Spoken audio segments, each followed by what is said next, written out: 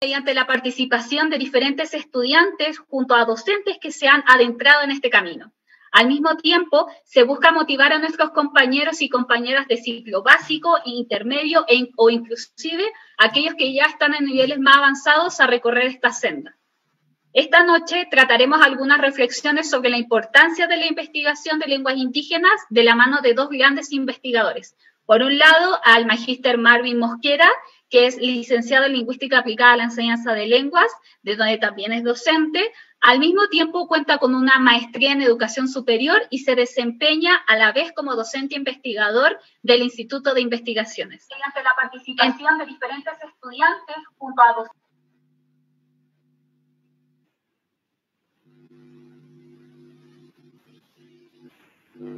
Ahora sí, perdón, tuve un pequeño interfaz. Continuando entonces, entre los trabajos más destacados del magíster Marvin Mosquera, el más reciente, se trabajó en la planificación lingüística para el tratamiento de la lengua Uchumatacu en la comunidad Iruito Urus. Por otro, también contamos con la presencia de la magíster Rosario Saavedra, que es licenciada en Lingüística Aplicada a la Enseñanza de Lenguas, cuenta con una maestría en Educación Intercultural Bilingüe y se ha destacado por su lucha en cuanto a la revitalización de la lengua quechua en contextos urbanos. Así se puede evidenciar con su artículo Vivimos en Quechua, una experiencia de política y planificación lingüística familiar en la revista Página y Signos número 11. Ambos nos darán luces introductorias sobre la investigación de y en lenguas indígenas, para así alimentar y abrir el apetito de nuestra curiosidad de investigadores. Sin nada más que agregar, damos inicio a este ciclo. Muchas gracias. Así es, Camila. Buenas noches, muy buenas noches a todos y a todas las presentes. Como acaba de mencionar Camila, nos acaba de hacer una pequeña introducción a los dos personajes que van a estar hoy día con nosotros. Y bueno, la primera participación estará a cargo del magíster Marvin Mosquera y seguidamente nos acompañará la magíster Rosario Saavedra. Cada uno de ellos tendrá 20 minutos de intervención y al concluir ambas, daremos lugar a un espacio de preguntas y comentarios del público con los ponentes.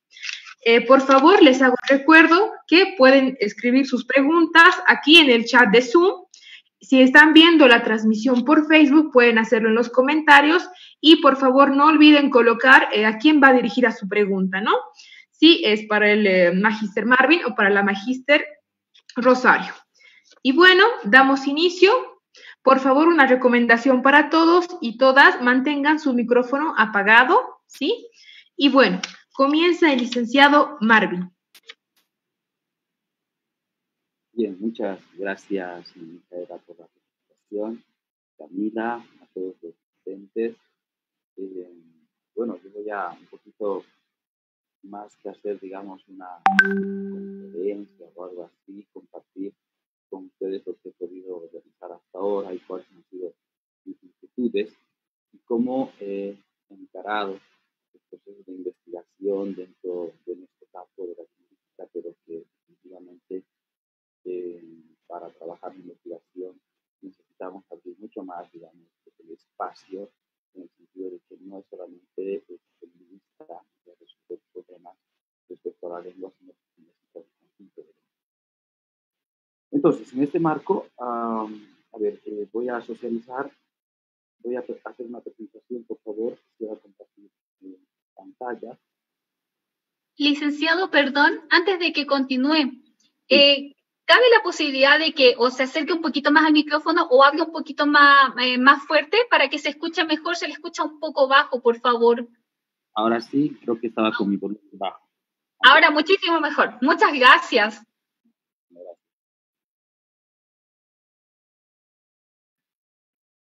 Bueno, entonces voy a compartir pantalla. Esperen un segundo.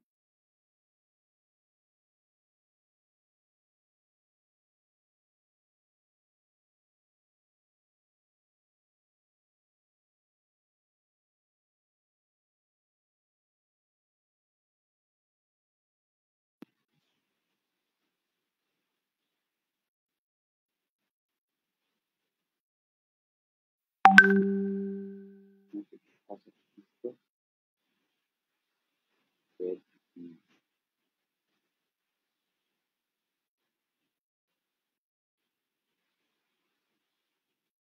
puede ver la presentación? Disculpen.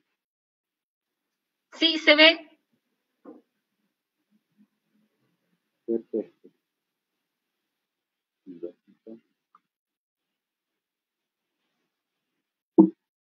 Bueno, un poquito comentarles, quería socializar con ustedes este primer aspecto.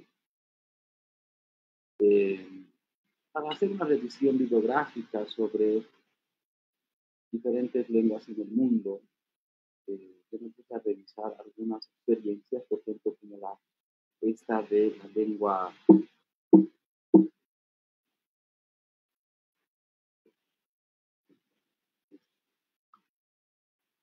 Entonces, esta lengua, la lengua corna, por ejemplo, un poco con la idea de poder ver qué lenguas han estado en la condición similar a la lengua Uchumatacu con la que yo he trabajado. Esta lengua Uchumatacu es una lengua que pertenece a la zona de los Urus y Luitos, del lago o de Desaguadero. Y esta lengua Uchumatacu, bueno, en el contexto actual hay muchos autores como López, como Muñoz, que nos van a decir que esta lengua ya prácticamente está muerta. Entonces yo veía cómo dentro del contexto global ha habido lenguas que se han podido, después voy a hablar de estos problemas conceptuales, han podido recuperarse a lo largo del tiempo. Entonces, de un estado de muerte, ¿no? También ese concepto lo vamos a ir reflexionando. Concepto de muerte, recuperación, revitalización y también este concepto de resurrección lingüística, que creo que amerita un poco de trabajo para poder entender este tema. Entonces, entre esta revisión bibliográfica que voy haciendo, encuentro la lengua corna. Esta lengua está al sur de Australia, Oceanía, ¿no? Es un pueblo indígena y dejó de usarse más o menos hace un siglo, ¿no? 3 décadas después de la colonización británica. Fíjense. ¿Cuál es el problema? En realidad, la última hablante, que era Amelia Taylor, falleció en 1929, lo plantea Gara en 1990, y también tiene limitados registros escritos, solo 5.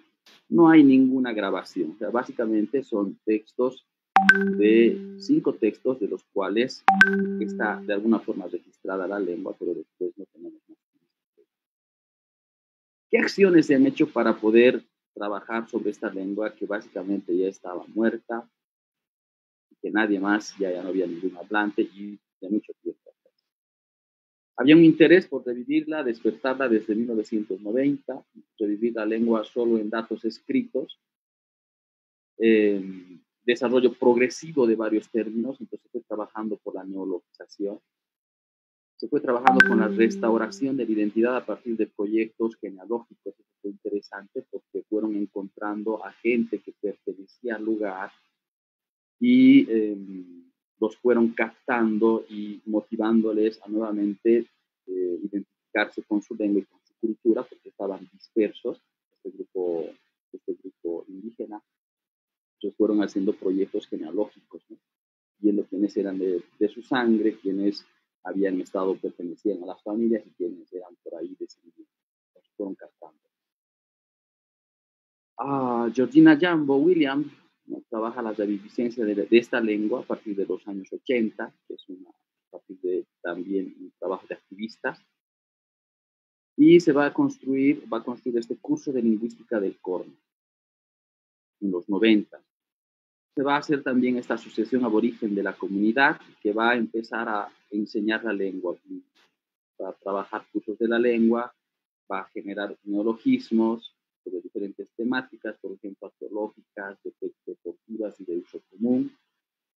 Y finalmente, entre las acciones van a ser el método formulaico, que es una introducción progresiva de frases, palabras, comandos, saludos, hasta enunciados más largos.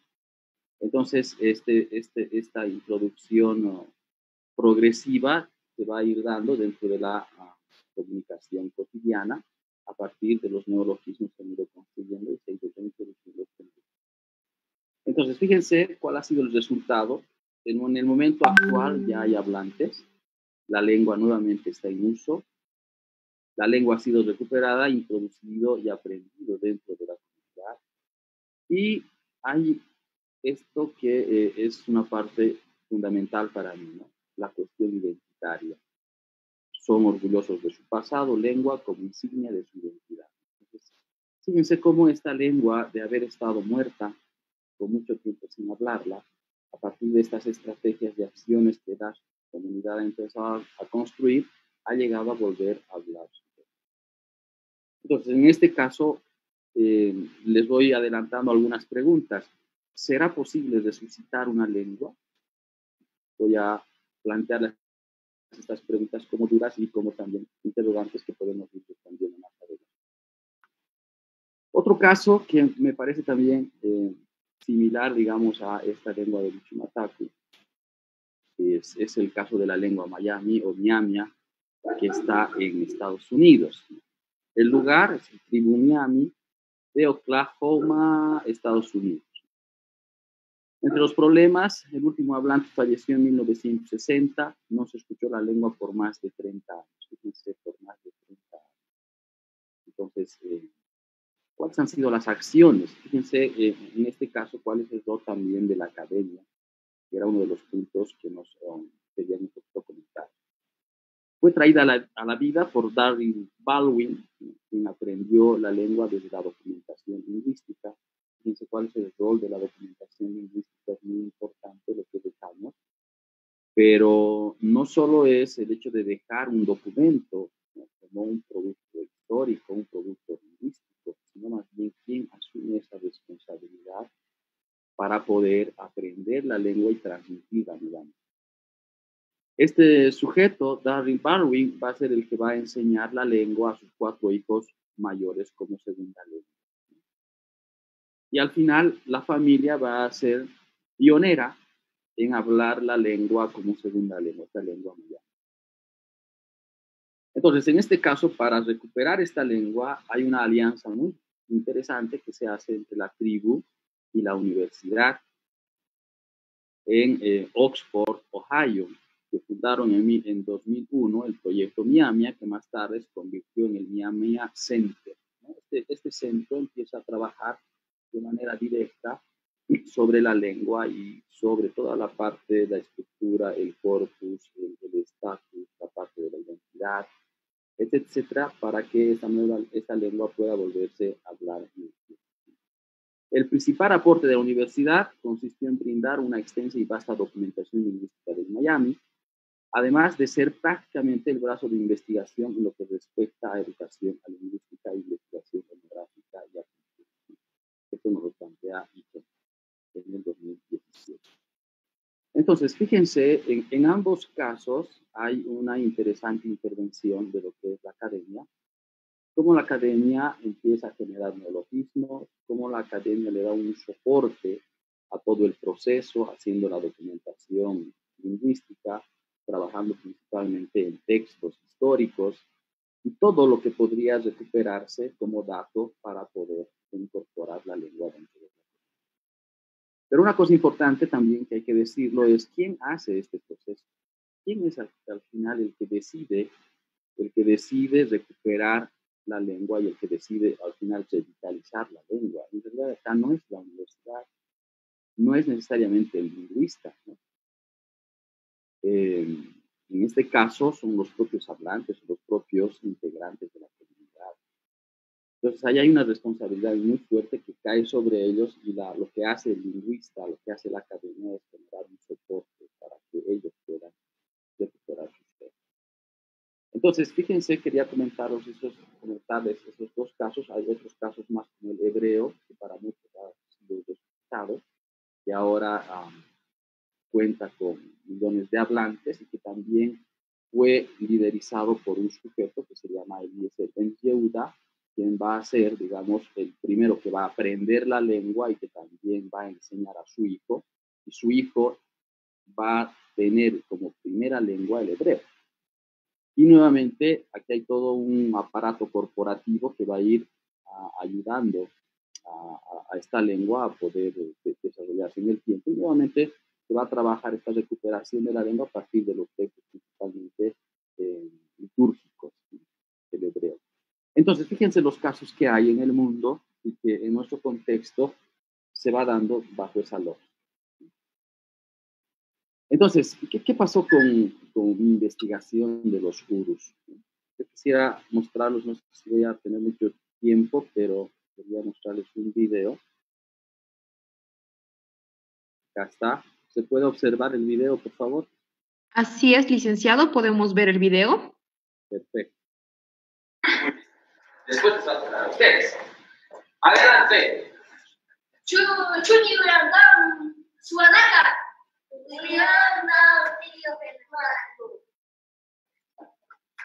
Vamos a aprender la familia de un chumadaco. Vamos a usar la pizarra para izquierda.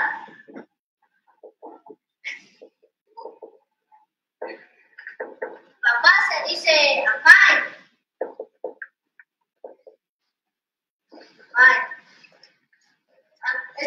Mamá se dice Atalui.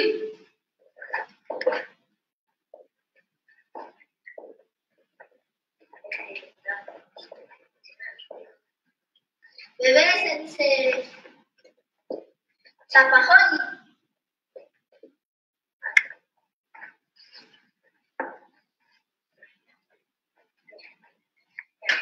Vamos a repetir todos, cada uno que salga a la frente. Eliana. Papá se llama Abai.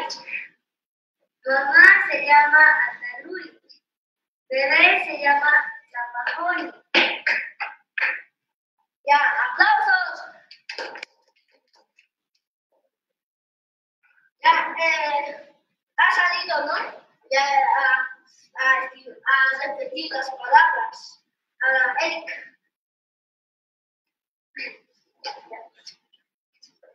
Papá se dice Abai. Mamá se dice Atalui. Bebé se dice Zapajoni. Ya, aplausos. Bravo.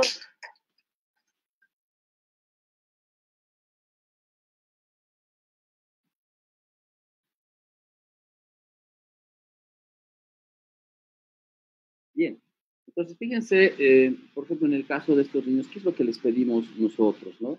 Al momento de ir al lugar, al momento de hacer la investigación, queríamos saber cómo enseñaban la lengua indígena dentro de esta comunidad y dentro de la escuela. Porque en ese momento el profesor que da la clase de la lengua no estaba. Entonces, trabajamos con esta técnica de teatralización que la introdujimos para poder recrear desde la propia experiencia de los niños cómo su profesor les enseña.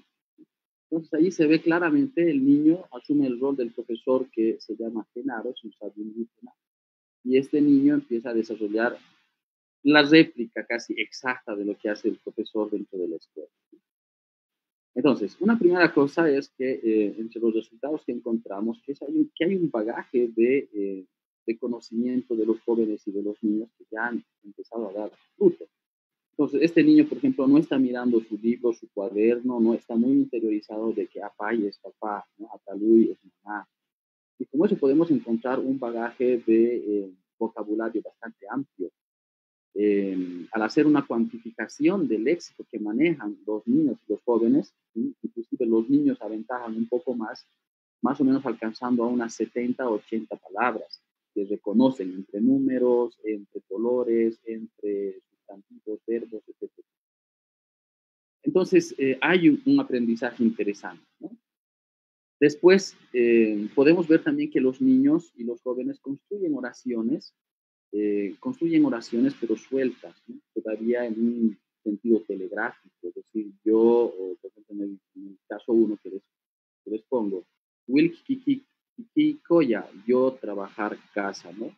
Suanaka Kausnuchay Koya, niños llorar casa. Fíjense cómo empiezan a construir oraciones Y esto es muy similar a la lengua corna, es decir, al principio la lengua no funcionaba ya con toda la complejidad de la gramática, ¿no? Con declinaciones, con conjugaciones de verbos y todo eso, sino que se ha ido introduciendo progresivamente a partir de enunciados, a partir de algunos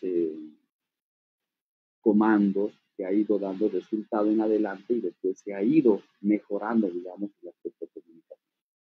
Entonces, en este caso, entre los resultados que encontramos en la investigación es que hay un estadio evolutivo de la adquisición del lenguaje, que está en una especie de telegráfico ahí, pero que todavía, digamos, podemos decir, sigue siendo, digamos, esta idea de mecanización, ¿no? Ustedes han podido ver al niño cómo les empieza a mecanizar el concepto, el significado con la palabra, y eso es lo que van a mostrar al final como resultados de aprendizaje. Todavía hay vacíos gramaticales, ¿no? Como la conjugación de verbos. Entonces, no hay todavía conjugación de verbos, y eso es comprensible porque ni siquiera en la documentación lingüística que hizo Carta Hans en esta lengua nos menciona que uno de los vacíos principales es esta falta de conjugación de verbos. La comunidad ha estado trabajando muy fuerte para que pueda generar este proceso, y al final todavía no se ha logrado gramaticalmente, digamos, construir esto. Y ahí todavía falta nuestro apoyo, ¿no? Entonces, hay documentos en la comunidad que se ha ido trabajando, que han trabajado lingüistas, como Tata Hans, que ha trabajado también, han trabajado otros autores, y que hasta ahora ha servido de base. Pero fíjense cuáles son las contradicciones que existen, ¿no? Lo que decían los profesores, o más bien los de la comunidad, decían que el libro de Carta Hans y otros sí son interesantes, todos nos han ayudado, pero lamentablemente, el de Clevers también, ¿no? Lamentablemente nosotros no entendemos esas palabras que vienen con sus rayitas, sombreritos, decían ellos, no sabemos qué significa. Entonces, lo que han hecho ellos es hacer su propia documentación en relación a la lengua. Y han utilizado las grafías aymaras, ¿no? Han tratado de traducir las grafías aymaras y han hecho como entrevistas a los mayores, a los recordantes de la lengua, y han empezado a sacar su propio vocabulario, ellos mismos, porque realmente este material que había no les ayudaba mucho por la complejidad de las grafías lingüísticas que nosotros utilizamos. Entonces, fíjense esa contradicción, ¿no? Mientras que en los casos del Corna, del Miami, había una interacción muy fuerte entre la población con los académicos, aquí se deja la población, y solamente hay el producto, pero no hay esa combinación, un trabajo, digamos, conjunto para poder avanzar en la lengua. Entonces, ustedes han podido escuchar a uno de los niños que decía los tapacoñis, ¿no? Los tapacoñis que son bebés. Entonces, la técnica del ILC allá lo llama también como tapacoñis a la experiencia de nidos lingüísticos. Es una iniciativa de las mujeres URUS, introducir la lengua a niños de 3 a 7 años, aplicación sin nativo hablante, ¿no? No hay nativo hablantes allá, hay una memorización por repetición y descensación de palabras que no podía observar. Entonces, para hacer un tapacoño, o más bien para hacer un nido lingüístico, necesitamos hablar. En este caso no hay hablantes, ¿no? Se sigue enseñando la lengua, solamente por, no sé qué pasó,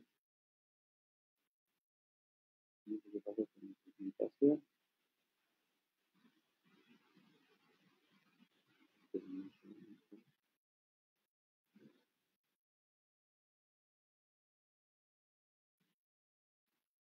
Muy bien, licenciado. ¿Cuánto tiempo tengo, perdón? Tiene 3 minutos más. Perfecto. Entonces, fíjense cuáles son las condiciones que tenemos. En todo caso, también hay algunos trabajos que se han podido realizar del doctor Laine. No sé qué pasó con mi computadora, pero esto no puedo moverlo.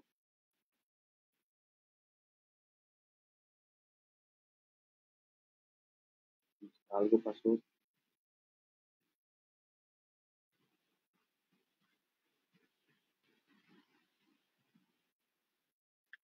Ahora mismo estamos viendo su presentación.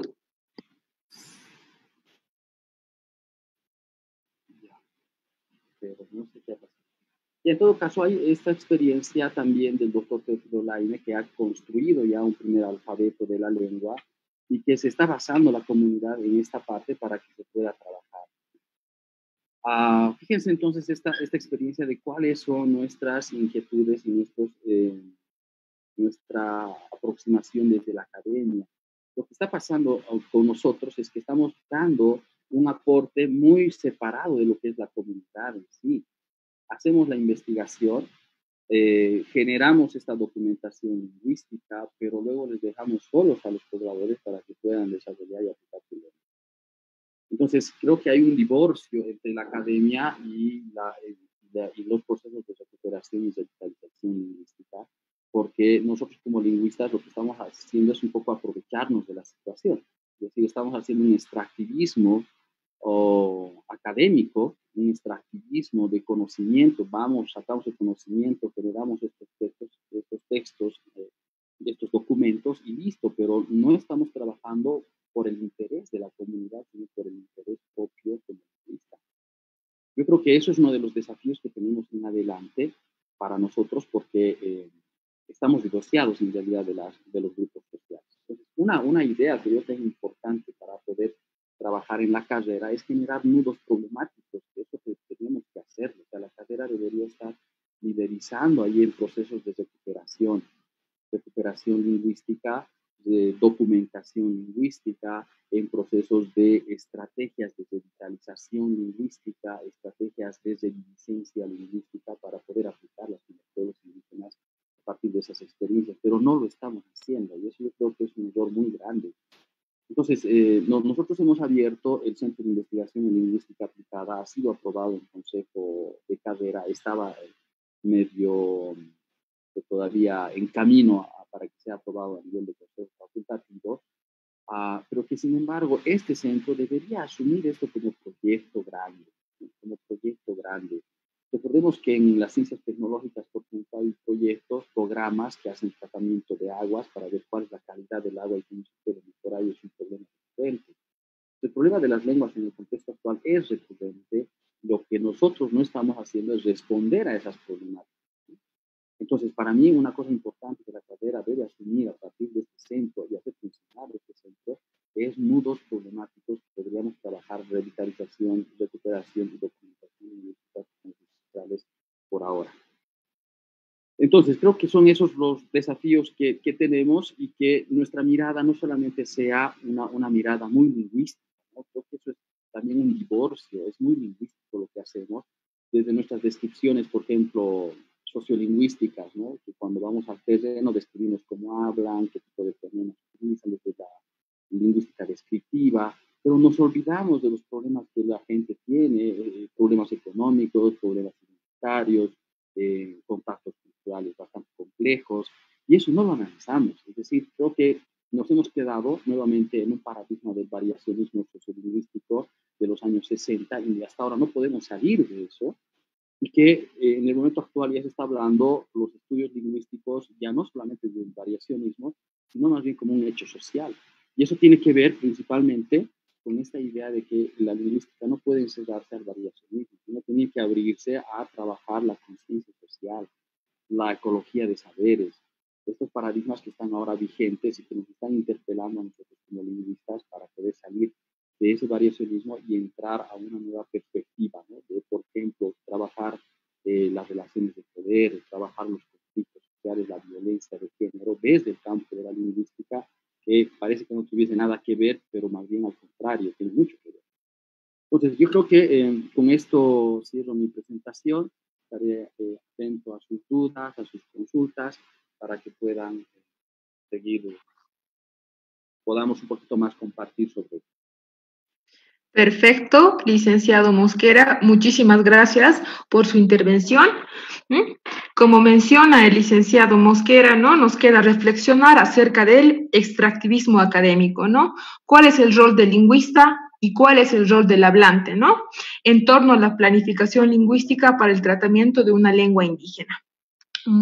Muy interesantes comentarios, ¿no? Y bueno, ahora por favor vamos a proceder con la segunda ponente, que es la licenciada Rosario Saavedra, que la tenemos acá presente. Vuelvo a recalcar, por favor, las preguntas las pueden ir anotando en la parte de comentarios, ¿sí? Y al finalizar la presentación de la licenciada Saavedra, pues pasamos a la ronda de preguntas generales.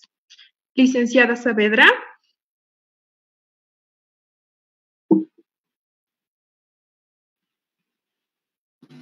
Adelante, estoy aquí. He compartido mi ponencia.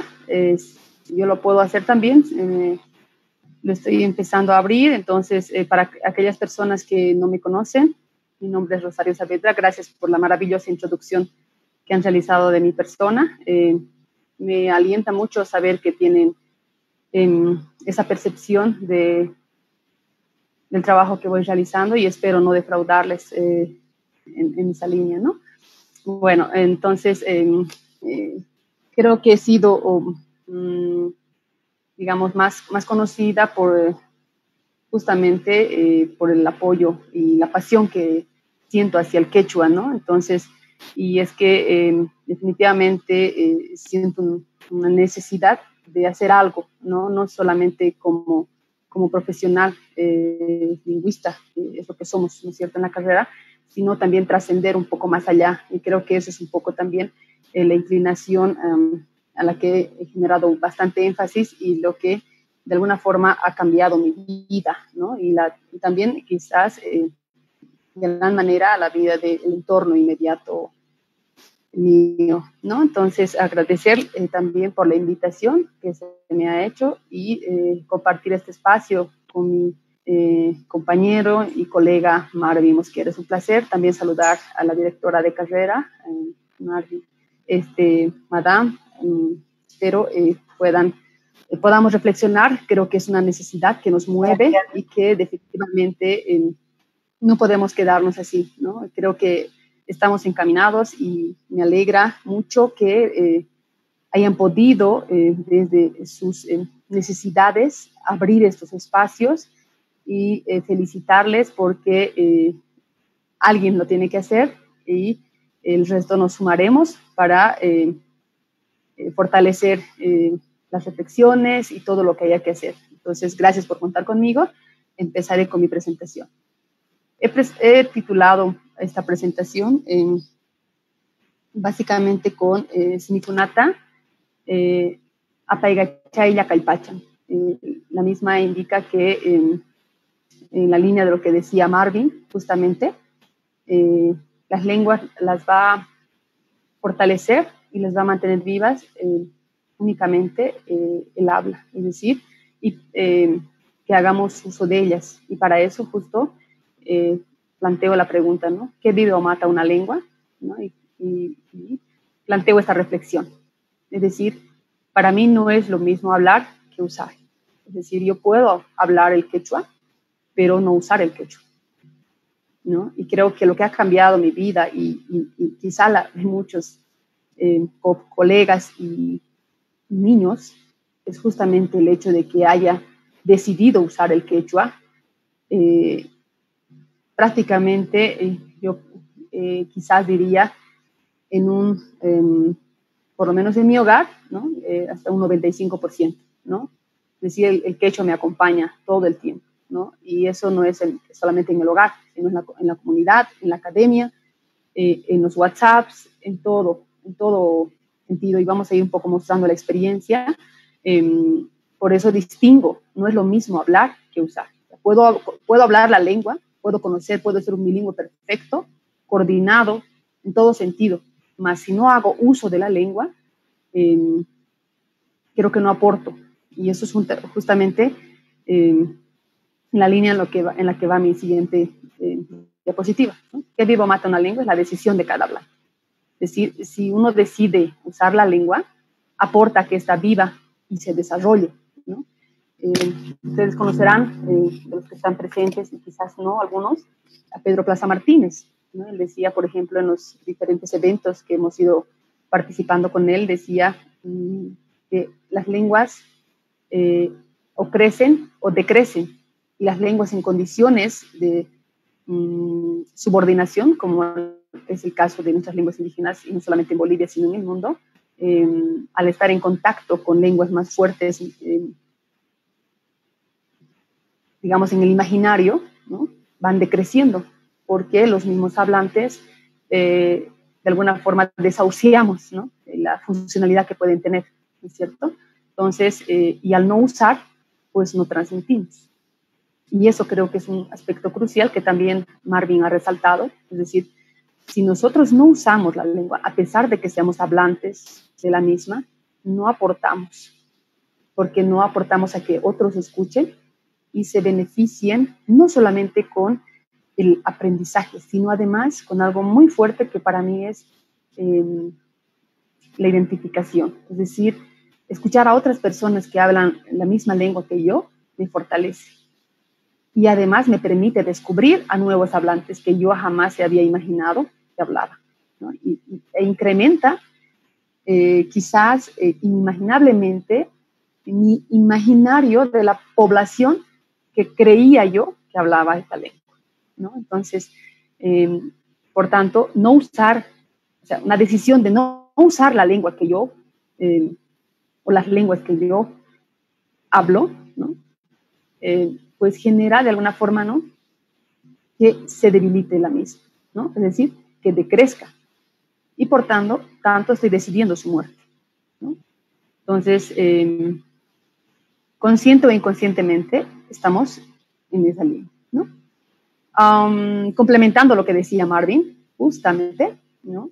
Para mí, el tema de las lenguas están muy ligados, y para comprender mejor, si nos interesa, y yo sé que hay gente que es capísimo ya, son referentes los que están presentes en el tema de la revitalización, las políticas y la planificación. En general, no hay que entender este aspecto para poder aportar, ¿no? Entonces, en esencia, para mí, no solamente para mí, ¿no? Obviamente la reflexión, la investigación muestra que en términos concretos la política es una cuestión de decisión, es decir, uno decide el futuro, sea favorable o desfavorable, de una o varias lenguas, ¿no es cierto?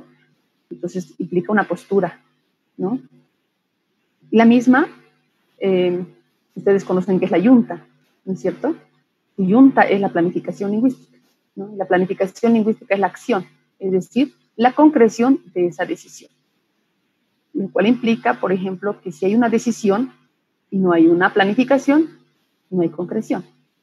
Entonces, lo mismo, no puede haber acción si no hay una decisión, donde quiero ir, ¿no es cierto?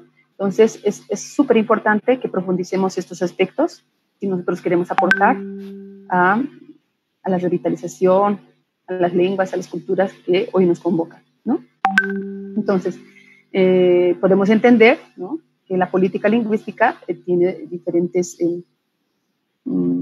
particularidades, ¿no? Se conoce que hay política lingüística desde arriba, es decir, desde el Estado, concretizado en, por ejemplo, leyes, decretos, como en nuestro caso, por ejemplo, boliviano, que es la Constitución, las leyes, etcétera, ¿no? Pero también hay política lingüística desde abajo, que sería la comunidad, es decir, de hablantes, es decir, la misma familia, ¿no es cierto? Entendiendo esto, es que, por ejemplo, en mi caso, yo decidí hacer política planificación lingüística familiar, que es el título del artículo que mencionaba a su compañera, pero que además fue, de alguna forma, el resumen de la tesis de maestría también, ¿no? Bueno, ustedes, de alguna forma, quizá algunos conocen la experiencia de transmisión del quechua, y vamos a ir comentando un poco más adelante también las razones fuertes, ¿no?, que me han llevado a entender que para las lenguas indígenas no hay nada más esperanzador que el mismo hogar, ¿no?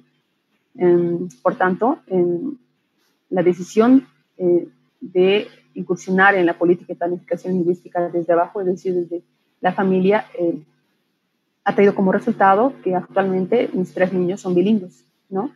Y bueno, que además, sumado también, tiene ya a una comunidad que está, digamos, no solamente en mi entorno, sino que quizás también por referencia han ido conociendo la experiencia que he realizado, ¿no? Y que podríamos decir que está siendo sensibilizada, ¿no? Entonces, que está replicando en otras experiencias. Y fruto de ello, por ejemplo, es que los impactos que está generando en la sociedad académica. Y es el libro que se ha escrito, ¿no? Que quizá algunos de ustedes lo conocen, que es Ser o no ser bilingüe, donde es a partir de la experiencia que ya actualmente de transmisión del quechua a mis hijos es de 12 años, es que se ha podido también replicar a que otros papás del ámbito académico repliquen la experiencia, ¿no? Y se ve reflejada la experiencia en 15 familias, no solamente de Bolivia, sino también de otros países, ¿no es cierto? Entonces, creo que los esfuerzos que cada uno vaya realizando, ¿no? Entendiendo estos esfuerzos como el uso constante, y vamos a ir viendo un poco también más adelante sobre ello, ¿no?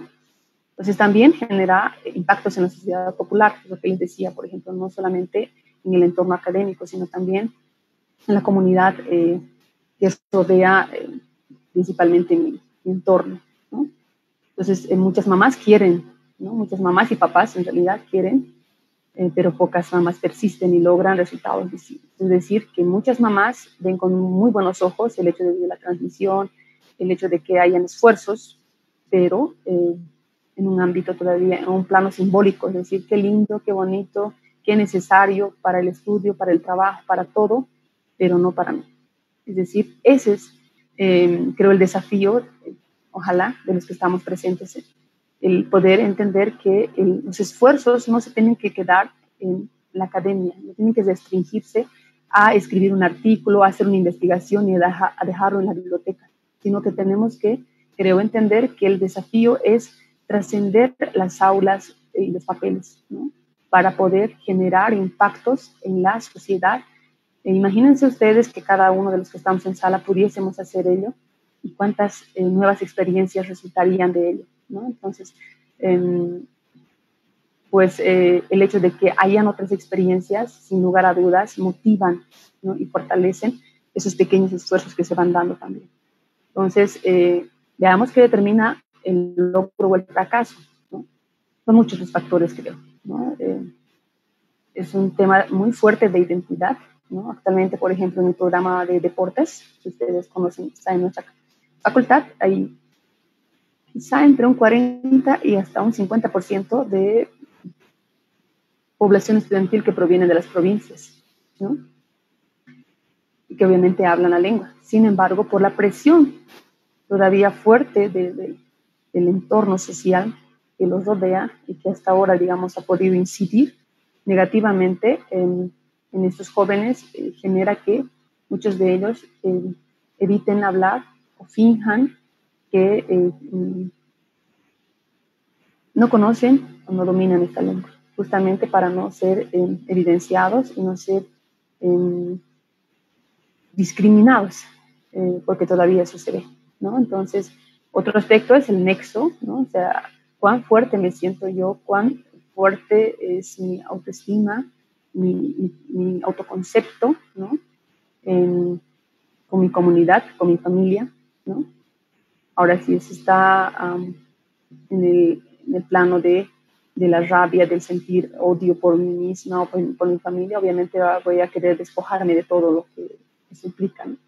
Las vivencias previas, ¿no? Los recuerdos positivos, negativos de el uso de la lengua, del pertenecer a una, o el identificarme con una determinada cultura, la necesidad que se pueda sentir de hablar o de comunicarse en estas lenguas, el aspecto económico, lo hemos visto en la tesis, por ejemplo, de Mabel, con el Yuki en la anterior, hace 2 semanas más o menos, ¿no? El tema de la residencia y otros aspectos que obviamente algunos de ustedes seguramente ya lo conocen, ¿no? Entonces, son muchos los factores. Ahora, creo que es importante mencionar, por ejemplo, ¿no? Para mí, tal quizás, yo lo calificaría también este movimiento que de alguna forma he ido generando en la población académica, comunitaria y demás, hace que muchas personas se contacten conmigo para diferentes necesidades que van viviendo en torno al quechua. Y esta es justamente una que está calientita. Le digo así porque esta profesora es una profesora de educación física, la misma es bilingüe, ¿no? Y ella, por ejemplo, ya ha hecho un seguimiento de la experiencia de bilingüización de mis hijos, y ella indica, ¿no? Por ejemplo, que sus hijos profesionales obviamente no les ha transmitido el quechua, y decía ella que le hacían reclamos fuertes, ¿no? Porque han perdido buenos trabajos, no pueden comunicarse, no pueden ejercer con idoneidad su profesión, etcétera, ¿no? Entonces ella decía, ¿cómo hago? ¿Cómo puedo hacer para transmitir el quechua a mis hijos? Me están pidiendo, no sé cómo hacer. Entonces, como que también se cumple lo que Inge Sigra dice, ¿no es cierto? Que se ha desnaturalizado la transmisión, y eso estamos generando también en nuestra población, con las diferentes situaciones que se van dando. Entonces, actualmente la profesora Ana tiene una hija que ha estudiado también, al igual que ella, para profesora de educación física, y lo ha hecho en el trópico. Y ella está arrastrando ya 2 semestres consecutivos su titulación por no saber manejar, por no manejar el quechua, ¿no? Le han pedido que haga una defensa de un pequeño proyecto, más no puede, no ha podido, y está frustrada, está bloqueada, ¿no? Y la mamá se siente culpable porque dice, yo debí transmitirle. Y si alcanza el tiempo, voy a poder compartirles un pequeño audio que, en palabras de ella, refleja ella, ¿no? Entonces, son experiencias que quizás nosotros estamos intentando cambiar, es decir, que ya no hayan más hijos, más niños que no se puedan comunicar, que no puedan acceder a una fuente laboral, que no puedan, digamos, vencer la materia y demás cuestiones que implica el dominio de una lengua indígena, ¿no? Las investigaciones realizadas, por ejemplo, en el ámbito de la licenciatura, ¿qué me han mostrado, ¿no? Algunas cosas concretas que podemos mencionar. Bueno, yo realicé la tesis en el ámbito de la enseñanza del quechua en un colegio urbano, ¿no? Entonces, aspectos de formación docente, metodología, motivación, material didáctico, padres de familia, que, bueno, ahorita vamos a ir desarrollando todo esto. Sin embargo, creo que hay varios aspectos, ¿no?, que desde la academia dificultan, ¿no? Y lo menciona también, por ejemplo, adelantando un poquito lo que dice la teoría. Pedro Plaza Martínez, por ejemplo, dice, la escuela no está preparada para implementar las lenguas indígenas, por tanto puede causar efectos contraproducentes. Es decir, en lugar de que aprendan y que quieran aprender, la idea que está latente es qué difícil, qué feo, no se puede aprender. Entonces, creo que es importante entender que quizá la respuesta no es enteramente la escuela, ¿no es cierto? Lo decía Marvin de alguna manera también, ¿no? Entonces, ¿por qué? Porque en la escuela, como verán, son una serie de aspectos que no están aportando, es decir, hay un contexto adverso, ¿no?, en la escuela, porque la formación docente, de alguna forma podemos entender, creo, como seguramente en algunos eventos como este hemos podido entender que no hay una formación docente para implementar las lenguas indígenas, ¿no es cierto? Porque estas tienen particularidades, por tanto no es enseñar el quechua o el aymara u otra lengua indígena, no es igual que enseñar inglés, porque es una lengua oral, es una lengua que vive en un contexto diglósico, es una lengua que en el imaginario es una lengua pobre para el campo, etcétera. Entonces, hay mucho de política lingüística que todavía hay que trabajar antes de implementar la lengua indígena todavía, ¿no es cierto? Por lo tanto, metodológicamente, ¿no?, se ve que no hay una comprensión de parte de los docentes de cómo enfrentar este desafío de implementar una lengua indígena. Hay aspectos de motivación fuertes, tanto en los estudiantes como en los docentes. El material didáctico, ustedes pueden ver en la carrera que es un reflejo quizás más adverso todavía en las unidades educativas, ¿no? Los padres de familia que prefieren el inglés en lugar del quechua, la actitud del lado docente que prefiere enseñar inglés que enseñar quechua porque los papás no quieren, los chicos no quieren, la carga horaria que ustedes entenderán, y nosotros hacemos referencia al marco común europeo de referencia para las lenguas, para aprender un nivel básico de A1, ¿no? Cuánta carga horaria se necesita, entre 200 y 250 horas para lograr un A1. Y nosotros, en nuestro contexto, las realidades ni se acercan, ¿no es cierto? Asimismo, las autoridades en las unidades educativas delegan toda la responsabilidad de la implementación de la lengua indígena al maestro, dado que piensan que por tener una formación sabe lo que hace. Y no hay un acompañamiento, no hay una política institucional que vele por la calidad de la enseñanza y, por tanto, y aún más del aprendizaje, ¿no? Entonces, las condiciones de implementación, es decir, la cantidad de estudiantes, por ejemplo, los equipos, etcétera, ¿no? Entonces, en la maestría que hemos encontrado, yendo en la línea de las políticas lingüísticas, por ejemplo, efectivamente que hay políticas lingüísticas desde arriba, ¿no? La Constitución, las leyes, hay un conocimiento de la oficialización de las autoridades y funcionarios públicos, más la población no cumple ni ejerce el derecho lingüístico y tampoco los funcionarios públicos, ¿no?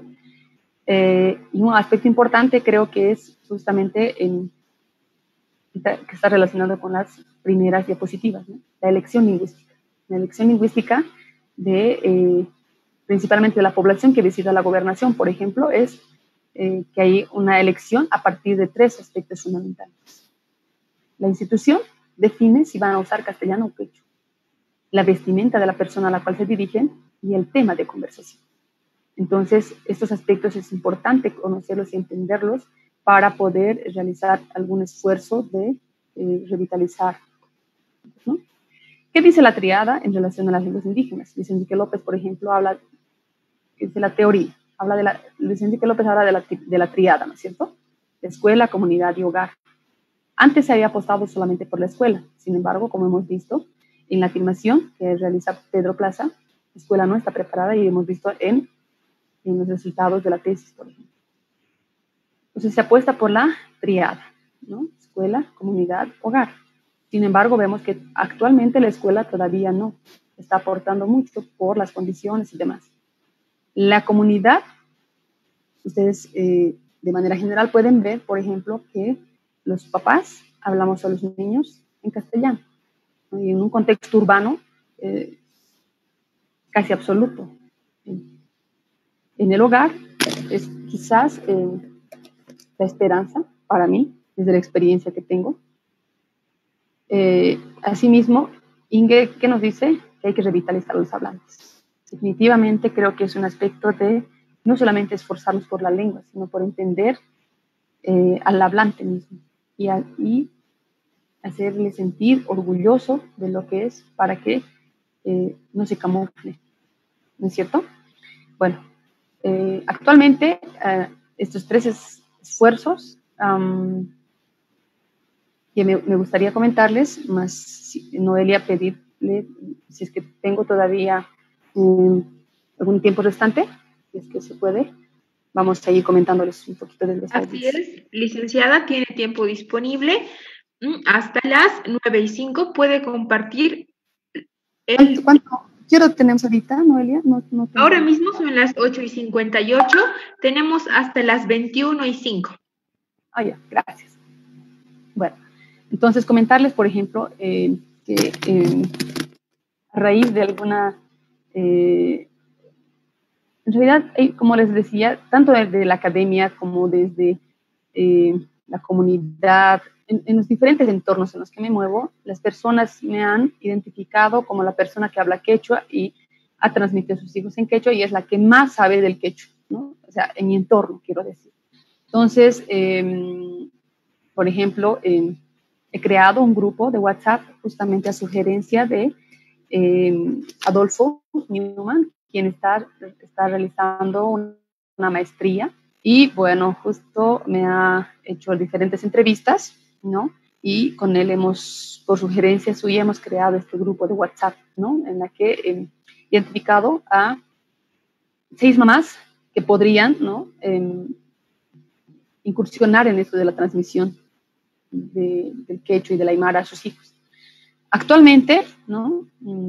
Y contarles un poquito. Por ejemplo, me gustaría partir con Sandra Torrico. Esta señora tiene una tienda comercial. Quienes conocen Quillacollo, está cerca a la Plaza de Papas, ¿no? Y yo consumía de ella, ¿no? Los shampoos, jaboncillos y demás, y solía ir con mis hijos. Entonces ella me indica un día, se puso curiosa y empezó a hablar en quechua con mis hijos, ¿no? Entonces, y me preguntaba cómo estaba y que ella también quería y demás. Y un día me sorprende, porque ella es, no como nosotros calificaríamos, digamos, a un quechua hablante. Parece que todos pensamos que el quechua hablante es el campo con pollera, con chulo y no sé qué, ¿no? Entonces, por eso, una vez cuando yo pregunto en el aula, ¿dónde está el quechua? Y dicen, está en el campo. En el campo, es en la zona rural. Sin embargo, está viviendo todos los días con nosotros, ¿no? Y esta señora, por ejemplo, tiene un aspecto particular. Ella es blancona, es alta, y su hijo es hermoso. Es blanquito, gordito, una piel hermosa, que pueden imaginar que ella, por ejemplo, le hablaría en quechua a su hijo, ¿no? Y esto ha sido justamente por la experiencia de ver que se puede transmitir, ¿no? Y es bien interesante la experiencia de esta mamá, porque me dice, sin embargo, en la entrevista que le hago, ella comenta algo muy, de alguna forma, sensible. Ella dice, y voy a intentar hacerles escuchar el audio. Ella indica, por ejemplo, que su familia se burla de ella, ¿no? Que le dicen, pareces una campesina, hablando así. Su esposo se ríe, dice, ella tiene 4 hijos, ¿no?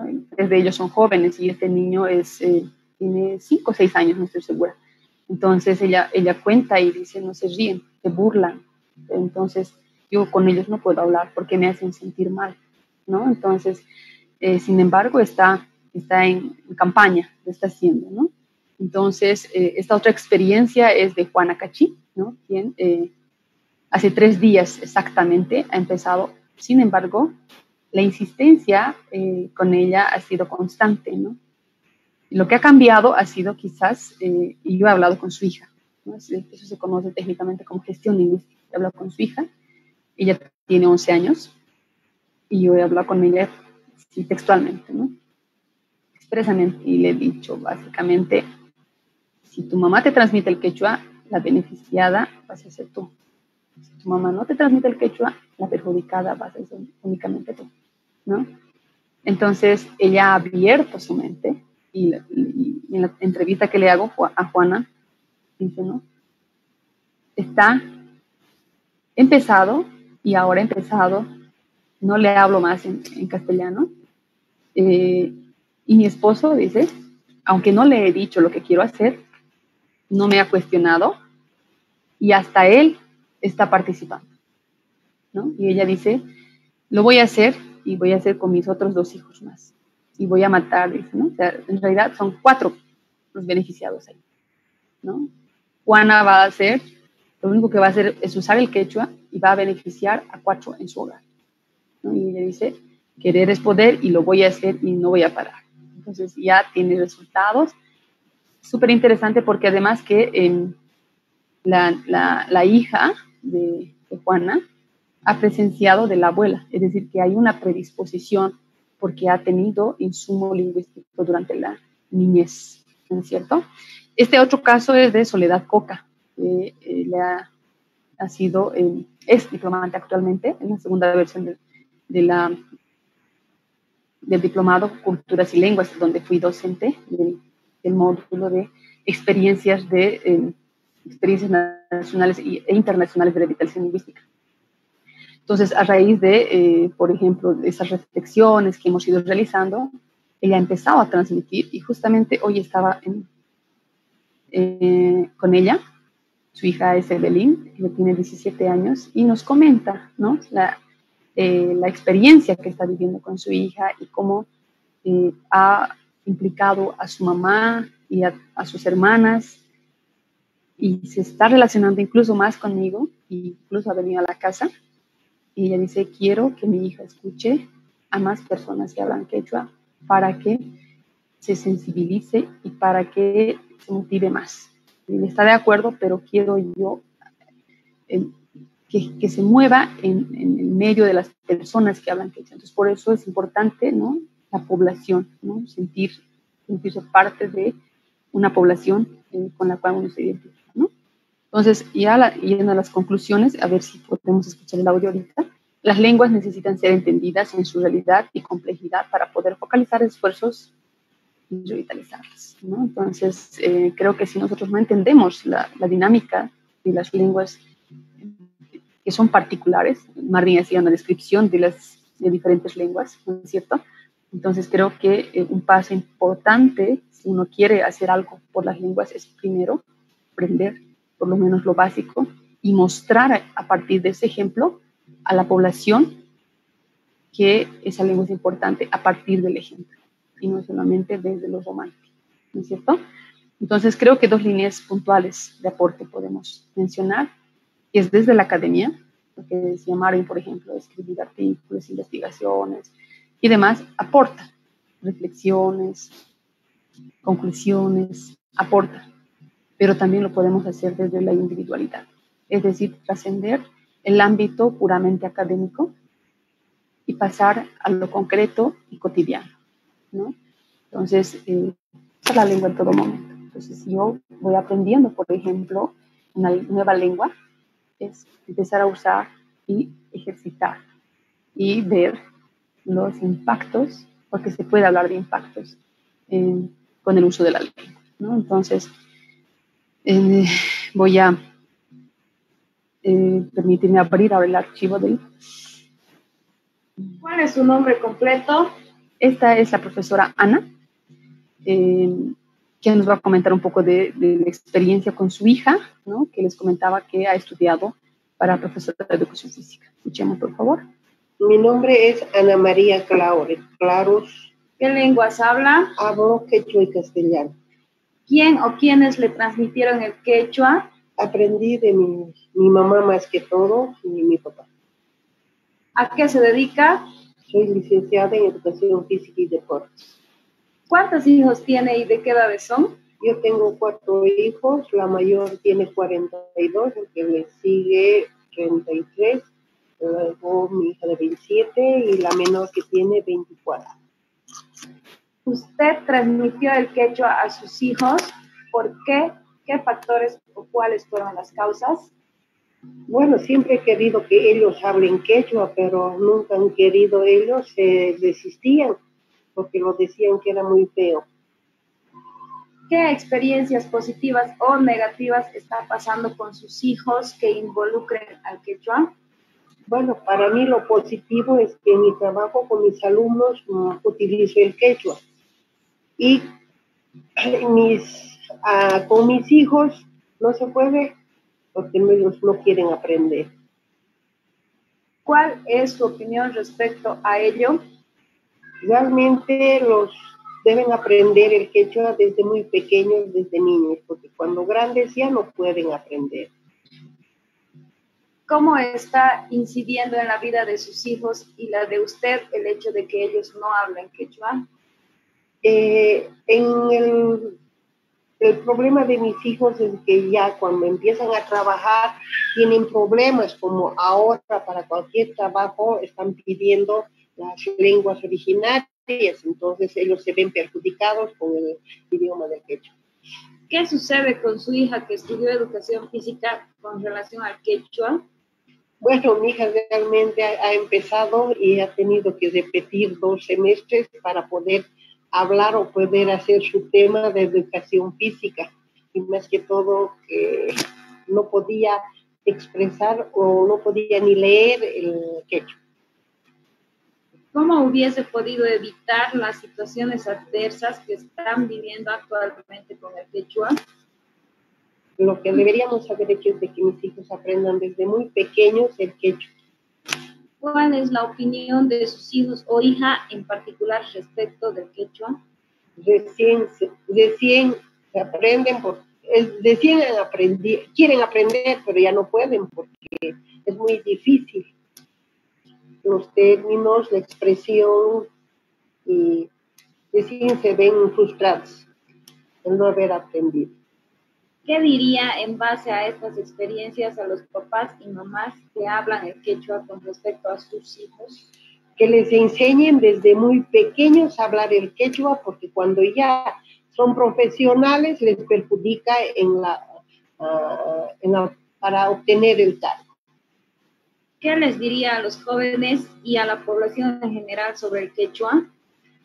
Bueno, realmente debemos conservar nuestro idioma, nuestra lengua, que es el quechua, para un futuro, y al menos yo lo hago muy bonito.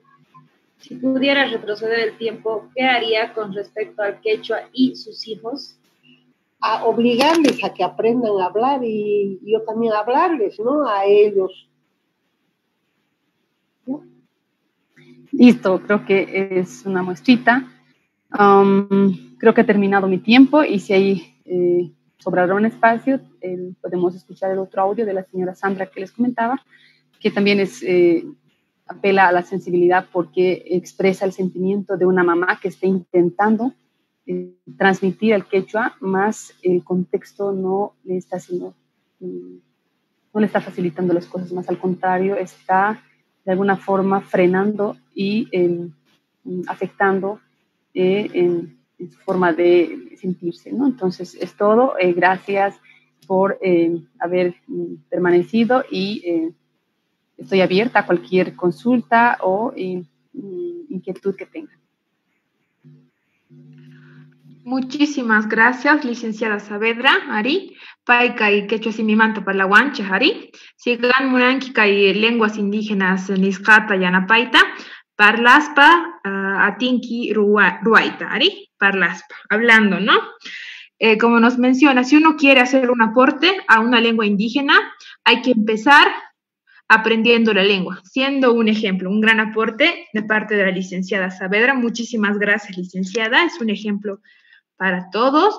Igualmente, licenciado Marvin, muchísimas gracias por estar aquí y por compartirnos sus experiencias y su conocimiento. Bien, ahora mismo pasamos, por favor, a la ronda de preguntas. Vamos a verificar.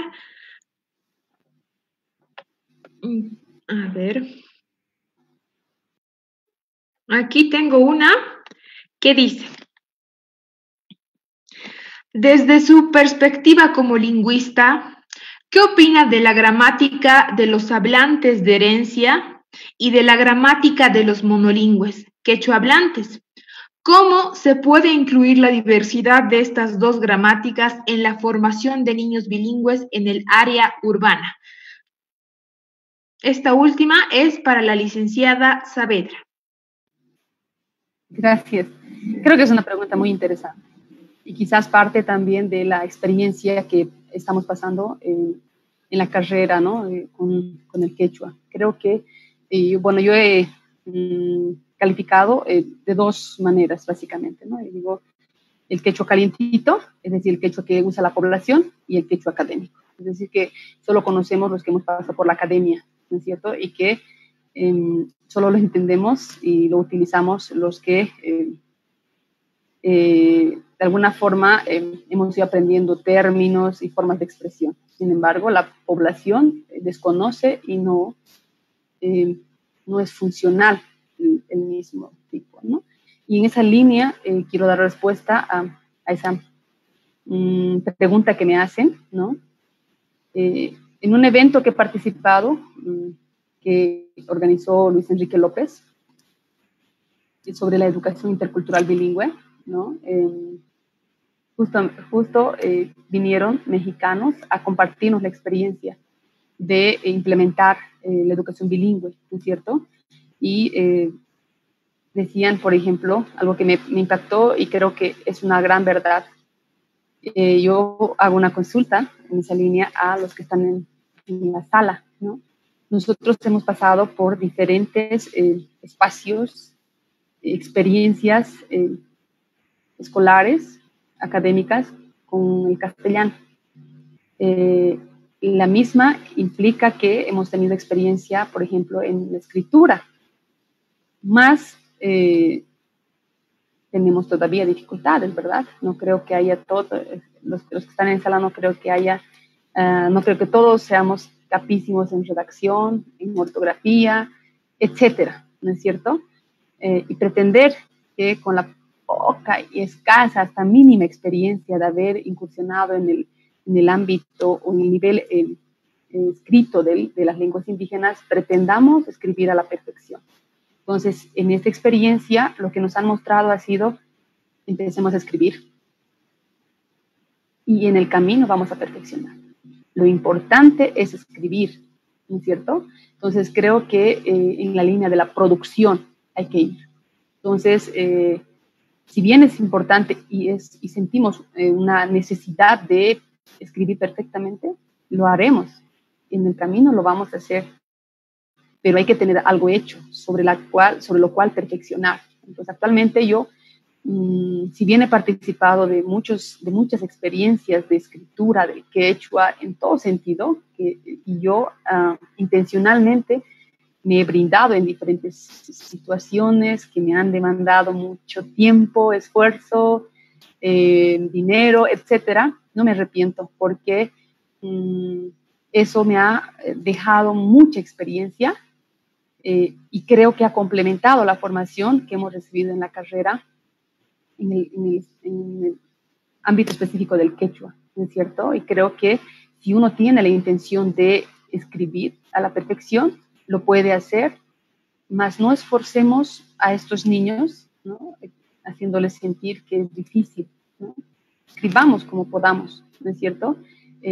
Ahora, la escritura, lo decía Pedro Plaza, por ejemplo, ¿no? El hablar se puede aprender en la población, en la casa, pero para escribir hay que ir a la academia. Es decir, hay que agarrar libros, hay que pasar cursos y demás, pero no pretendamos escribir perfecto desde el principio, ¿no es cierto? Entonces, por ejemplo, a mí todavía me toca agarrar los diccionarios cuando dudo, por ejemplo, de alguna palabra, de la escritura de alguna palabra. Entonces yo siempre estoy pendiente de los diccionarios, de cómo se escribe, porque creo que es una responsabilidad el plano escrito, ¿no? Entonces creo que los esfuerzos hay que focalizarlos en producir.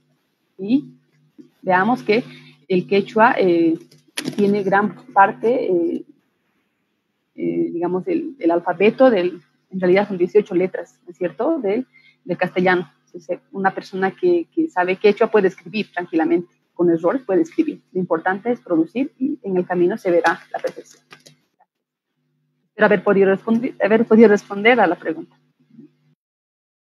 Muy bien, licenciada, muchísimas gracias. Pasamos a la siguiente pregunta. Esta es para el licenciado Marvin. ¿En algún momento dudó, ya a mitad de camino de su investigación en general, qué hacer frente a estos momentos de crisis al momento de realizar una investigación, ya que la planificación lingüística suena como un proceso muy largo? Es un comentario que está en Facebook. Gracias por la pregunta. Sí, he tenido muchos momentos de crisis, creo yo, inclusive desde la etapa de planificación de mi proyecto, porque era un proyecto bastante grande. Yo trabajé en 2 años, inicialmente con Teófilo Laime. Teófilo Laime fue el que me incentivó, digamos, a conocer a la cultura uru, ya que él había hecho ya algunos trabajos previos allá y fue un impulsor principal, digamos, de la gramática uru, y que trabajó principalmente el verbo dentro de la construcción oracional. Entonces, con él fue la primera vez que me encontré y me dijo, a ver, Marvin, ¿no te animas a ir? Estoy yendo donde los urus, a ver si quieres. Y me animé y empecé a conocer a las autoridades. Y de ahí empezó el trabajo. Entonces yo decía, ¿qué límites le voy a poner a mí? Al principio pensaba hacer solamente un diagnóstico sociolingüístico de cuál es el estado de la lengua, pero me encuentro con un problema, ¿no? Es decir, no hablaban la lengua. Y empiezo a encontrar que los niños y jóvenes han estado aprendiendo la lengua en diferentes momentos de la enseñanza. Que bueno, eso era interesante, pero no era suficiente. Entonces, la problemática del Uru, en este caso del Michumatacu, principalmente ameritaba hacer una planificación lingüística que vaya a responder a la comunidad. Y lo que ellos pedían era principalmente que trabajemos en la parte de la enseñanza de la lengua dentro de la escuela. ¿Cómo podemos ayudar a estas iniciativas para poder trabajar en la escuela? Entonces, si bien esta triada que dice la Rosario Gacharito está entre la escuela, la comunidad y la familia, que son los componentes centrales, cuando una lengua ha perdido su cualidad de uso, ¿no? Y en la comunidad básicamente habla aymara y castellano, entonces hay una responsabilidad mayor para la parte académica, que es la enseñanza de la lengua. ¿Cómo hacemos eso? Entonces ahí entré en crisis nuevamente y dije, miércoles, estoy un poco solo, ¿qué apoyo voy a tener? Pero de todas formas lo impulsamos, nos hicimos un compromiso con la comunidad y eso fue clave, porque en nuestra tercera reunión más o menos, y aquí hay que ser serios, porque entra también con criterios éticos del investigador, pues hicimos un compromiso. Las comunidades ahora ya no te aceptan solamente porque vas a hacer la investigación, sino porque tienes que dejar algo en la comunidad, porque tiene que servir para la comunidad. Ya no ellos están aceptando esta visión extractivista de la investigación donde uno va y recupera información y se pierde. Y eso lo cuestiona muchísimo, no solamente en el caso de los urus, sino también en el caso, por ejemplo, de los yukis, en el caso de los yuracares, con quienes hemos tenido inclusive reuniones en la carrera con la anterior directora del Mamorón, y inclusive ahí nos han recriminado y nos han dicho, mucha gente viene y se va, no deja nada. Entonces el compromiso fue ese, y creo que dejamos por lo menos una propuesta construida con ellos, con profesores y con la comunidad, construida a partir de políticas lingüísticas mucho más locales, para que pueda promover el uso, por lo menos, introductorio dentro de actividades como la caza y la pesca, de la lengua, pero evidentemente ya en el segundo año decía, no, creo que lo dejo, creo que voy a hacer solamente un diagnóstico.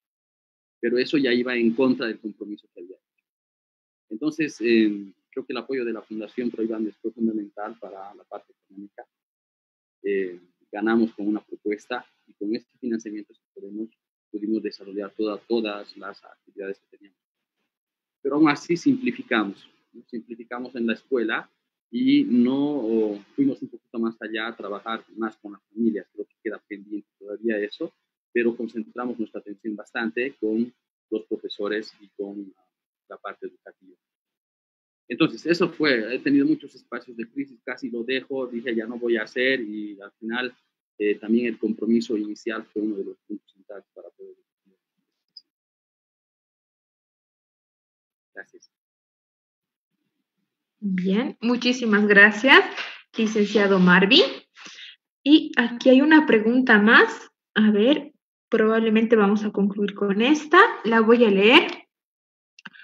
Para Magíster Saavedra, gracias por su presentación. Quisiera saber cuál es la postura frente a la unificación del quechua en el ámbito de revitalización y enseñanza a los niños. Sabemos que el quechua boliviano es diverso, pero lamentablemente aún no se tienen muchos estudios de todas esas variantes. La universidad enseña quechua unificado y el habla natural de más de 1 millón es diferente en muchos aspectos. Por ejemplo, el plural cuna que se enseña en el quechua unificado no existe en el habla natural. Se ha adaptado la inflexión S del español. Actualmente, la existencia de cuna en el habla natural está motivado por las restricciones fonotácticas. Por otro lado, el uso de neologismos utilizados en el quechua académico motivados por las ideologías del purismo. Abordamos esta problemática. ¿Cómo podríamos hacerlo? Gracias. Y gracias, creo que es un aspecto definitivamente súper importante entenderlo porque cuando incursionamos, por ejemplo, en la enseñanza de esta lengua o cuando entramos a espacios de aprendizaje de esta lengua,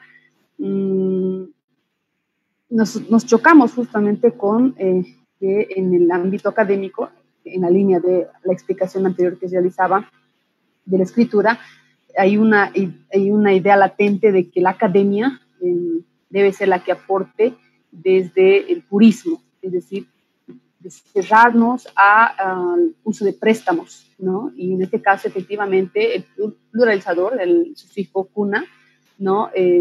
No es que ha desaparecido, hay, ¿no? Se usa, ¿no? Aunque también está, ha entrado fuertemente el plural, ¿no? La inflexión de la S, efectivamente, y en algunos casos se utiliza ambos pluralizadores, ¿no? Por ejemplo, cuando dicen masiskuna, ¿no? Tataskuna, mamaskuna, y ahí tenemos el uso de ambos, ¿no es cierto? Ahora, ¿qué hacemos en el espacio académico? Justamente eso es lo que, a eso apuntaba la reflexión, ¿no es cierto? Es decir, si no entendemos la dinámica de la lengua, vamos a cerrarnos y exigir un purismo irreal, ¿no es cierto? Entonces creo que la función de la academia es entender la dinámica de la lengua y ver que el quechua real, calientito, popular, es el que está mezclado, ¿no es cierto? Si bien nosotros como academia tenemos, digamos, de alguna forma el rol asignado de aportar, digamos, con reflexiones como que no caer demasiado en el préstamo y aportar así quizás al decrecimiento, también tenemos que entender que lo que está matando el quechua no es el uso de préstamos, ¿no es cierto? Lo que está matando al quechua es el hecho de que no estamos usando el quechua y nos estamos enfocando, por ejemplo, y esto me recuerda al evento mundial de la lengua, del Congreso Mundial de la Lengua Quechua del 2002, que se ha realizado aquí en Cochabamba, donde había la pugna, ¿no? Las dos posturas de los pentavocálicos y los trivocálicos. Entonces, era fuerte la discusión, pero si nosotros nos ponemos a pensar, no está matando al quechua el hecho de que se escriba con 3 o 5 vocales. Entonces, no está matando al quechua el hecho de que usemos la S o usemos la cuna. Está matando al quechua justamente el hecho de que pensemos así, ¿no es cierto? El hecho de que nos enfoquemos en esas cositas que desde la academia pensamos que es nuestro rol hacer, ¿no es cierto? Pero creo yo que la esencia y el foco y donde debe ir nuestros esfuerzos es en fortalecer a las personas que hablan quechua, en aprender el quechua y a partir de eso, lo mostraba en la diapositiva, ¿no es cierto?, cómo el uso puede aportar al desarrollo. Y creo que esa mente diglósica, es decir, esa forma de pensar, y además que está latente en la población, ¿no es cierto?, la mente subordinada, es decir, el pensamiento subordinado. El mismo hablante cree que tiene una condición inferior y la población castellano hablante también tenemos ese imaginario de que somos superiores, ¿no es cierto? Entonces, hay una especie de sometimiento de la población indígena, es decir, el hablante quechua, el quechua hablante, y una posición, digamos, de superioridad desde el castellano hablante. Y eso se puede ver reflejado en la lengua. Es decir, por ejemplo, cuando ustedes van al mercado y van a escuchar a la persona que está vendiendo su producto, va a notarse evidentemente ahí que quien se está esforzando por bilingüizarse no es el castellano hablante, es el quechua hablante, ¿es cierto? Y eso se ve, por ejemplo, en el uso de los números, ¿no? Si ustedes le preguntan la edad a un quechua hablante, ¿qué hablante va a decir, por ejemplo, Tahuachuncayo Cani? O Chuncapizayo Cani, va a decir Uchuyos Cani, Venteyos Cani, Uchintayos Cani, ¿no? Entonces, fíjense cómo el hecho, esa condición en la cual está interactuando el quechua hablante con el castellano hablante está generando que el quechua hablante vaya abandonando, sacrificando su lengua, ¿no?, con el préstamo de términos, facilitándole, digamos, al castellano hablante la comprensión, ¿no?, para poder relacionarse, ¿no? Entonces, creo yo que los esfuerzos deben ir a entender la realidad, y la realidad del quechua es el quechua mezclado.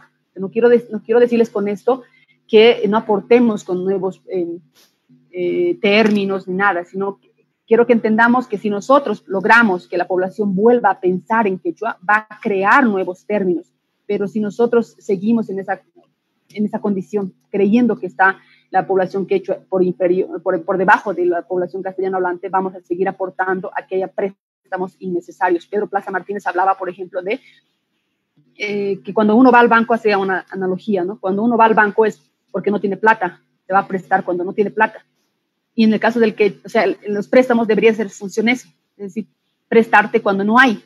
Es como, por ejemplo, el mail, los términos, por ejemplo, sándwich y tantas cosas que nos prestamos. La función del préstamo es enriquecer la lengua, y en la condición de subordinación es al revés, es decir, nos prestamos términos que existen en nuestra lengua, ¿no? Y además que incide fuertemente también el hecho de que tanta escolarización, tanta academia está generando que la población quechua hablante deje de pensar en quechua y piense en castellano. Y al pensar en castellano está tratando de expresar a lo castellano en quechua. ¿No es cierto? Por ejemplo, de ahí viene necesitani, faltawan, prestariway, etcétera, etcétera. Entonces creo que la fuerza debe ir en entender a la lengua y entender además de que lo que va a evitar que estos errores mínimos para mí se sigan expandiendo es el uso. Eso es todo. Gracias. Perfecto. Gracias, licenciada Saavedra. Entonces, vamos cerrando la charla, pero por favor hay una última pregunta. Esa es para el licenciado Marvin. Está en Facebook la pregunta. La leo y, bueno, con esta última concluimos. Licenciado Marvin, para el magíster Marvin, ¿cuáles serían algunas medidas que recomendaría a la academia para el seguimiento de la revitalización de una lengua recuperada todavía muy precaria? Como usted dice, luego de ese extractivismo académico. Bien, gracias. Bueno, primeramente es necesario entender que creo que banalizamos el término de revitalización lingüística y lo ponemos a todo aspecto, ¿no? A toda área. Primero hay que entender que revitalización lingüística es un concepto que se aplica cuando hay hablantes de la lengua. Es decir, se puede hacer revitalización cuando por lo menos existe un hablante. Se puede trabajar a partir de nidos lingüísticos, a partir de conciencia de la lengua y otras estrategias de revitalización lingüística. Pero ¿qué pasa cuando una lengua básicamente ha muerto en su uso, ¿no? Y ahí hay que hacer la precisión conceptual también de qué es muerte y qué es extinción. En el caso de la lengua Uchumatacu, desde los hallazgos que yo tengo, no es una lengua extinta, es una lengua muerta. ¿Cuál es la diferencia? Esta lengua extinta significa que no hay ninguna documentación y no hay ningún vestigio de la lengua, y que por tanto obviamente ya no está, ¿no? Ya no está presente, básicamente está ausente de esta realidad. Y más bien el concepto de muerte lingüística va con lo que dice Hagek, cuando una lengua ha perdido esta cualidad de uso, ¿no? En un contexto comunicativo, pero que todavía quedan vestigios de ella en contextos, por ejemplo, en textos, en documentación lingüística, y que por tanto no se ha extinto, está básicamente ausente en su cualidad de uso. Entonces, estos dos conceptos son importantes precisarlos. Entonces, hay diferencia entre estrategias de revitalización que podemos tomar. Entonces, cuando uno va a la comunidad y dice, estamos haciendo estrategias de revitalización, creo que es muy genérico para hablar de las diversidades y de los diversos problemas que tienen o atraviesan nuestras lenguas. Entonces, en adelante, ¿qué es lo que vamos a poder encontrar quizás en el futuro? Es por el ritmo acelerado que se está dando la pérdida de nuestras lenguas indígenas, principalmente en la Amazonía, que son las más amenazadas, las más vulnerables. En adelante vamos a estar más bien en casos de reviviscencia lingüística, en casos con muerte lingüística, que en procesos de revitalización. Entonces, ¿qué hace la academia ahí? No debe haber un compromiso muy fuerte de la academia para poder entrar en estos procesos, asumirlos, no solamente como procesos de revitalización o como procesos de reviviscencia, sino asumirlos como proyectos grandes para poder trabajar de forma conjunta, no a corto plazo de 1 año, 2 años, sino a largo plazo. La responsabilidad como lingüistas no solamente es describir las lenguas, no solamente es dar cuenta en qué estado está, no solamente es proponer acciones, sino es acompañar todo el proceso. Y eso es lo que creo que no estamos haciendo todavía. No estamos acompañando los procesos. Fíjense, terminó esta investigación que hice y listo, se quedó ahí. No sé en qué estado está, si están implementando, no están implementando los profesores, qué pasó con la comunidad, cómo están respaldando. Entonces, fíjense, esto es lo que falta y para esto necesitamos proyectos a largo plazo. Entonces, la academia no puede estar divorciada en este sentido de hacer proyectos solamente por corto tiempo hasta poder ayudar de alguna forma.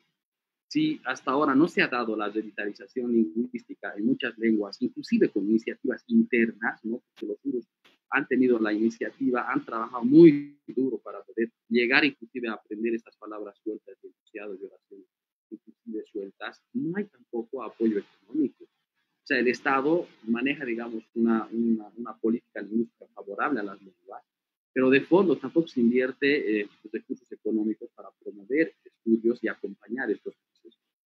Los ILCs se han quedado, los institutos de lengua y cultura se han quedado como que en un trabajo muy político. Los propios miembros son parte de la comunidad, pero que allí le faltaba, por ejemplo, en el caso de los urus, en el caso de otras lenguas, les falta ese apoyo académico. Entonces, a veces siempre pensamos, es cuestión del hablante, es cuestión de la comunidad, pero no es tan simple. O sea, ahí tiene que haber un respaldo académico para poder hacer neologismos, para poder construir las gramáticas, para poder insertarlos en el estatus, para poder insertarlos dentro del proceso de enseñanza-aprendizaje. Entonces, una cosa importante que nos falta trabajar también es el hecho de la identidad. Recordemos que este problema que planteaba también Charo, ¿no? Hay mucha gente que está dejando de hablar sus lenguas o porque tiene temor o porque piensan que le van a cuestionar, y eso tiene una matriz colonial, ¿no? Si leemos a estos autores como Dussel, a Mignolo, a Boaventura de Sousa, nos van a plantear que hay un proceso homogenizador, ¿no? Este proceso, este paradigma modernizante en el que nos insertan a las lenguas globales y no se trabaja dentro de las lenguas minoritarias. Entonces, este producto colonial sigue siendo, digamos, a pesar que los hemos expulsado los españoles, sigue habiendo una matriz colonial en nuestra, a esto lo llama Mignolo, hay una colonialidad del saber, una colonialidad del poder y del ser.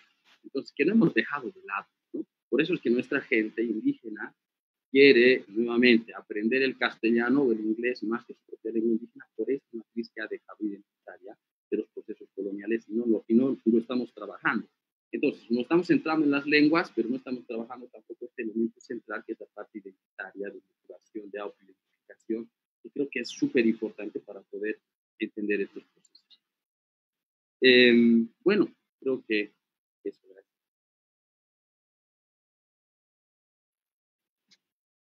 Bien, muchas gracias, licenciado Marvin, muchas gracias, licenciada Saavedra, por compartir su conocimiento, ¿no? Porque al final no importa cuánto sabes si no lo compartes, ¿no? Es lo más importante y es lo que ustedes están haciendo ahora mismo.